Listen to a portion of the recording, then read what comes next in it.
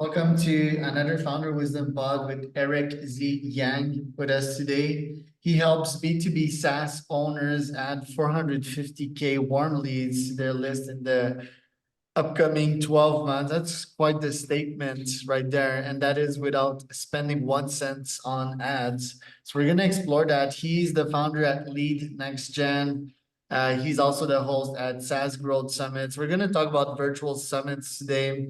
Eric is in Bangkok, I'm in Mexico, and this one's going to be fun.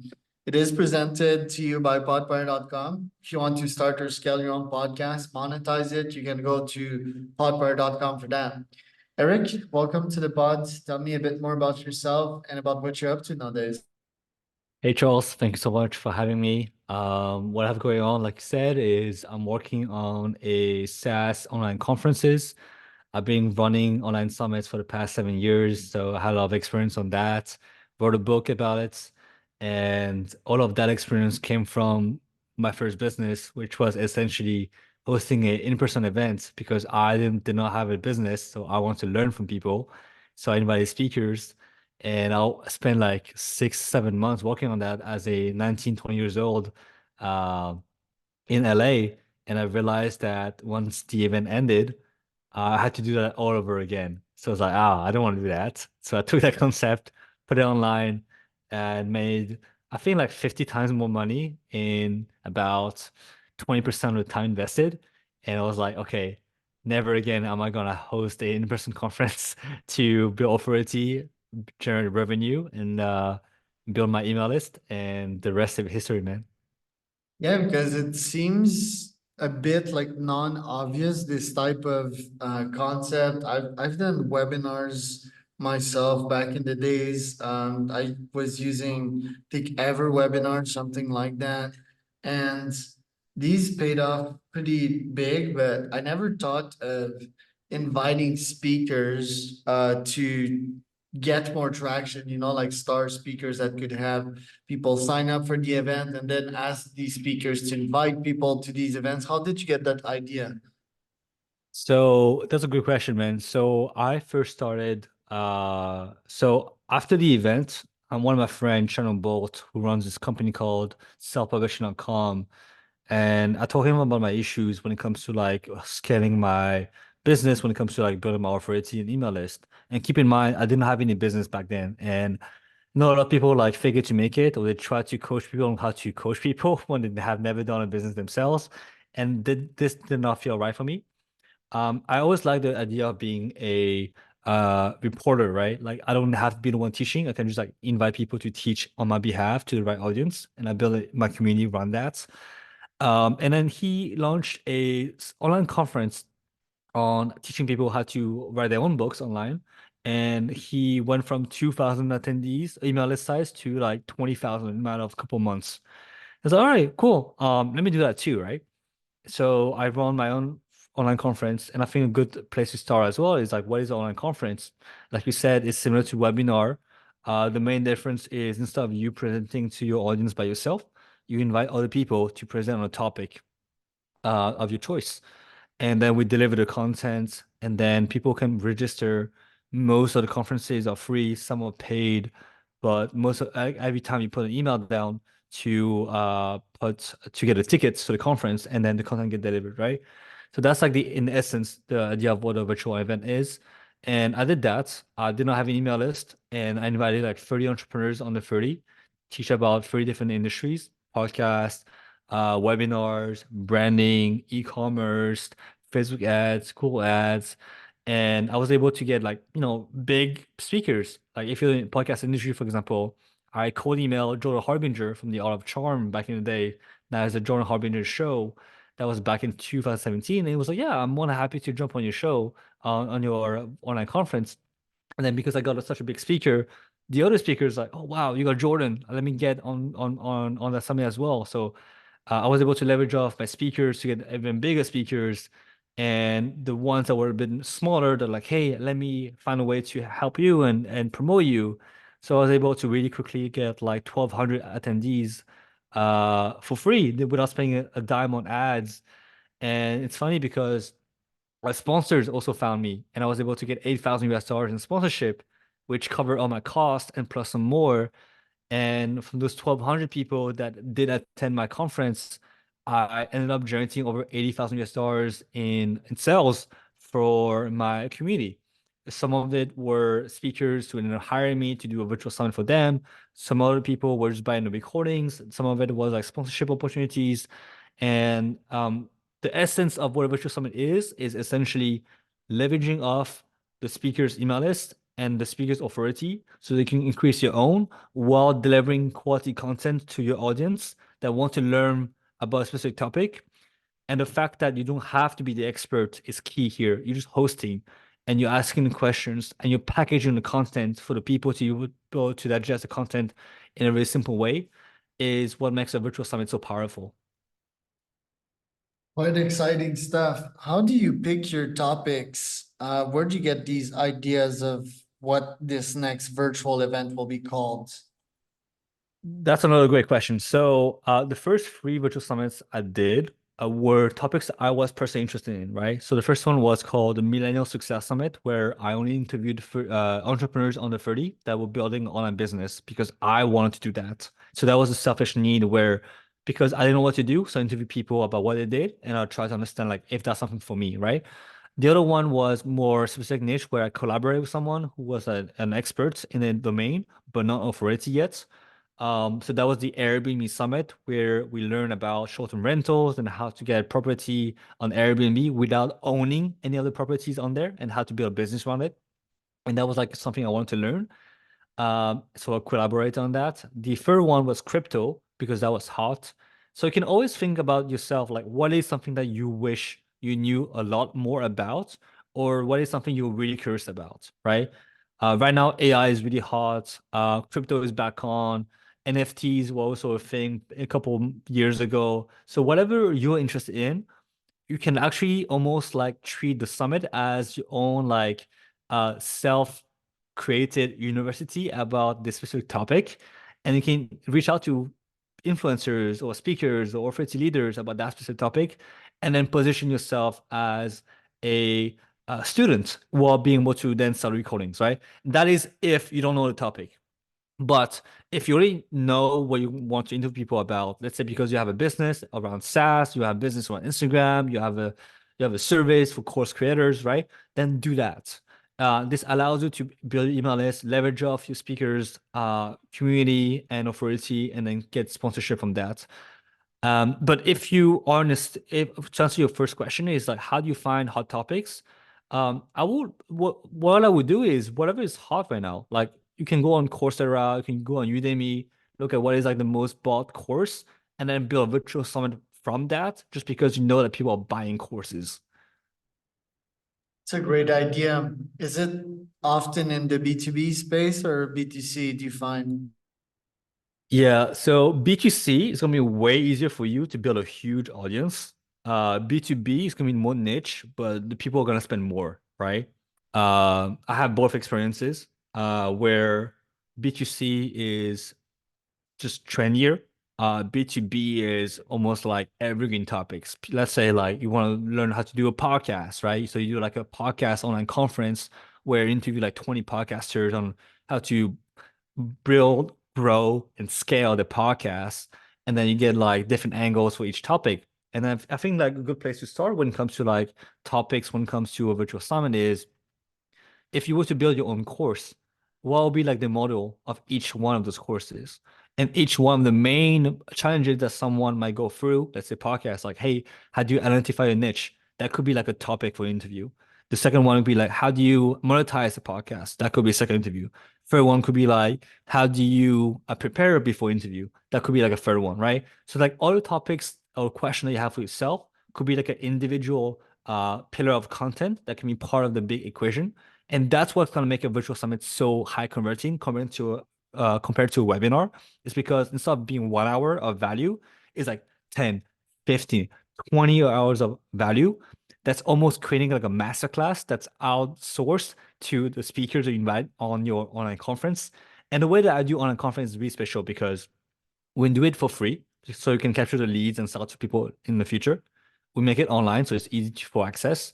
And also we make it evergreen, meaning that it launches every day to new people, depending on when they see the ad or when they see the link.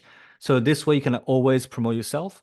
And I think that a lot of people have this like, um, limited belief about webinars now because they're being so spammed by the industry where they're not gonna get pitched by the end of webinar.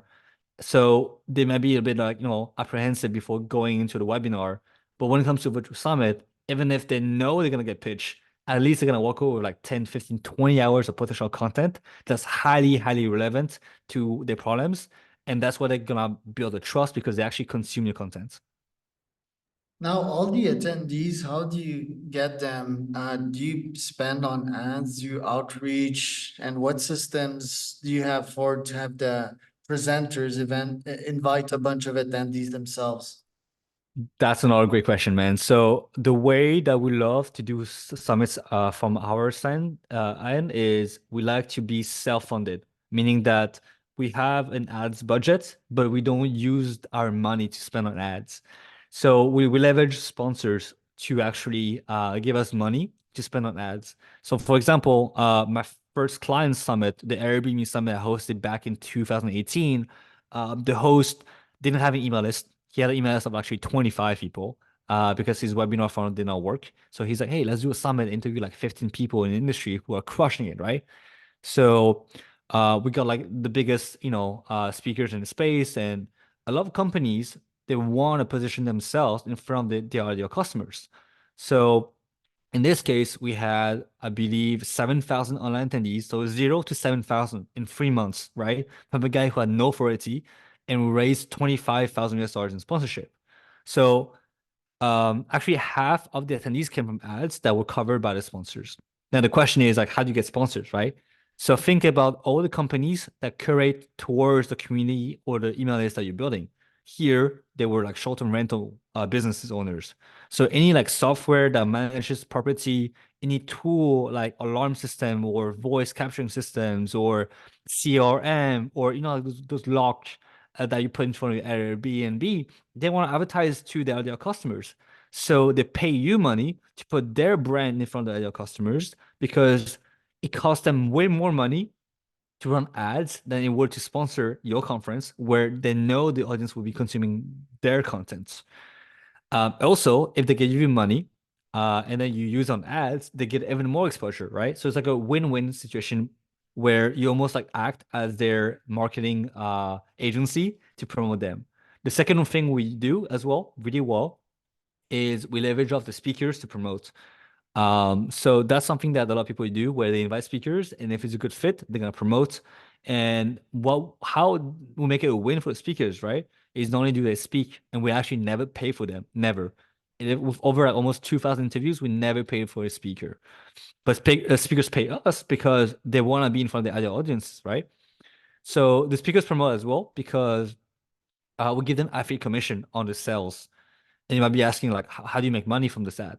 Well, the trick is when it comes to virtual summit is let's say you have a 3-day conference on Airbnb again as an example. On day one, you have like 7 sessions. On day two, you have 7 sessions, right? And day three, you have 7 sessions, 21 speakers. But you can watch each one of the days unlimited for 24 hours. And then when day two comes, you can't watch day one sessions anymore. And then when day three comes, you can't watch day two sessions anymore. And the only way for people to be able to watch it again is to buy what we call all access pass, where they can watch the replays and some bonuses. The logistics of organizing all of that, isn't it hell? For example, I'm launching a Spark Tank show, which will be similar to Shark Tank, right? And that is quite simple. It's like 3 sharks or 4 and 10 startups that present. So I'm like, okay, I need to invite 10 of these people on Zoom, and then manage to mute out people and give people turn and animate all of that. It's not that complex, but like shit can hit the fan. Some investors won't present themselves, and for startups, some startups might take longer. So is it hell to manage like the event itself, or is that easy and systematic? No, it is easy and systematic because if you pre-record the entire session beforehand, then it's easy, it's predictable, right? So we don't allow any other speakers to pitch because we don't want to become like a pitch fest. We can do quality control. If the interview is not good, then you can remove the speaker or re-record it if you want to. So think about it as if you were like doing a podcast interview, right? Okay, you record like 10, 15 sessions with speakers, and then you don't even do any editing. You just like present it on a funnel, and you just like show the interviews when they get released. Maybe like it takes a little bit longer work than a webinar, of course, because you have more moving pieces because like speakers and sponsors. But once it is built, you can relaunch it over and over and over again with 95% of the work done. So it takes in average, let's say 60 days to set up a virtual summit like in a comfortable way. Uh, the fastest one I've done it was like in 4 weeks, which is achievable. But it is not more complex than doing a podcast and a webinar at the same time because the engine will be working and set up for you for the years to come. And that's the beauty of it. Because something a lot of people don't think about is when it comes to doing podcasts, for example, you can't capture the leads on the podcast, right? It's like a one-way communication channel. Whereas on the webinar, you do capture the leads, but people don't sign up for it because they know what to expect from a pitch fest. But on Virtual Summit, you have like 10, 15 hours of content for free on a topic that they want to learn about. So you capture the leads. The conversion rate usually is like between 50 to 70% on the landing page for sign up, and then 5 to 15% of people actually buy the recordings. The beauty of it is, once again, we get the sponsors to cover the cost of the ads, and then you sell the recordings. So you're like highly profitable to acquire each lead, so that even if if you have like a high ticket program or service on the back end, then your whole pipeline is highly profitable, which allows you to scale at any time because it is, once again, highly predictable. I love that it seems that it's evergreen and it is scalable. Now, how much of these do you run per year, and what are the economics for you and your agency?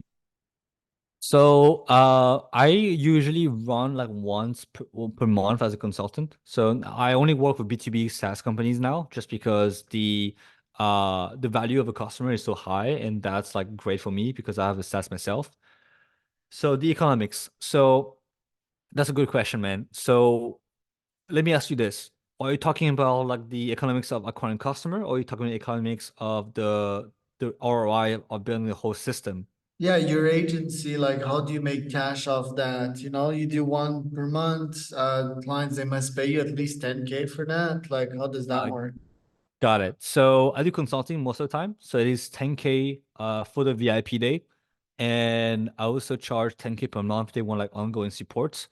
So when we work with the clients, the first month, I do a VIP day, which is like basically the whole strategy on how to get speakers, making sure the niche is profitable, making sure the sponsors and the offer is great, and also set up the funnel for them. Meaning that I build and set up the websites and the automation for the email sequences for them. And then I also do a guarantee for them, meaning that if they, so I charge 10K for the VIP day, but if they don't raise at least 10,000 US dollars in sponsorship alone, I work with them until they get 10K, or if they want to get a refund, I refund them the money. So there's literally no risk. It's my job to filter the right clients because I know they're gonna work out great. Because if it doesn't work, worst case for them, nothing happens. But I waste my time on clients I could have worked with. Um, so so virtual summits makes sense for a lot of people, but it makes even more sense for people that have a system that's really working well, especially if they have a backend offer. I want to talk about you and your background for some time. You launched the Fuck College podcast in 2020, and I'm very much aligned with, like against the educational system. Didn't had a good experience myself, and just thinks it slow us down, ambitious and entrepreneurial people. So tell us about that podcast and your philosophy on nowadays education. Oh man, I love that question, man. And thank you so much for asking that. So my whole spiel when it comes to business is get paid to do something you have paid for anyway, right? So instead of you paying for something, get paid to do that thing. So for example, the reason why I do online summit is because instead of me paying for mentorship, let's say about business, let's say I want to learn about Facebook ads or I want to learn about Airbnb, instead of being me buying a course or mastermind, let me get paid by interviewing someone and sending the recordings, right? I know Tim Ferriss does that as well with his podcast, right? He asks questions and he gets paid to learn from the best billionaires or athletes or neurohackers. He did the same thing with Tools of Titans, right? So the channel doesn't matter. It can be a book where he interview people and sold the book. Could be like a podcast. Could be online event. But there's so many ways for you to do that. And I think that the traditional education pathways when it comes to building a business and learning from business does not make sense because it's like you can't learn how to swim from books. You have to do the thing to get better at it, right? Obviously, you can have coaches and consultants and people who are mentors along the way, but I think that it's really hard to produce high quality entrepreneurs in a educational environment, especially like university, because the ROI is just not there in general. Like maybe if you go to Harvard and Stanford where you're well surrounded by the mentors, that maybe makes sense. And yet, maybe if you pay 50K per year, if not more, it wouldn't be just more relevant for you to just get a mentor to do the thing that you wanted to do and maybe invest half into business and then get real life experience, right? So the Fuck College podcast came from my own frustration of having a business teacher that never had a business herself. And it was like, what am I doing here? Why am I paying you money to teach me something that you have never done anyway? So that's why I hosted events because I want to learn from people who do it. And I built business around the fact that I get paid to learn from the very best. And I was able to build business from that without having to fake it. And that was like the beauty of the business I built here. Then you're a world traveler. How did that help you develop mentally as an entrepreneur? That's another good question, man. So I actually took a gap year between high school and college, because I felt like, I want to take some time out from school. And I met so many like MBA students while I was traveling, so especially in SF America, who actually told me like, yeah, I spent 10, 20, 30,000 US dollars per year getting this MBA. Sure, I met people. Sure, I had the parties, right? But was it really worth it? Not really. And this fallacy where people say it's worth it because that's the only thing they know. They don't know what they don't know, right? They don't know how their life would have been different if they spent 30K in their own on their own business. And they maybe have said, oh, this is much better than going to school. I had the luxury of both going to school and dropping out and being like self-taught in a way by getting taught by my mentors and business events.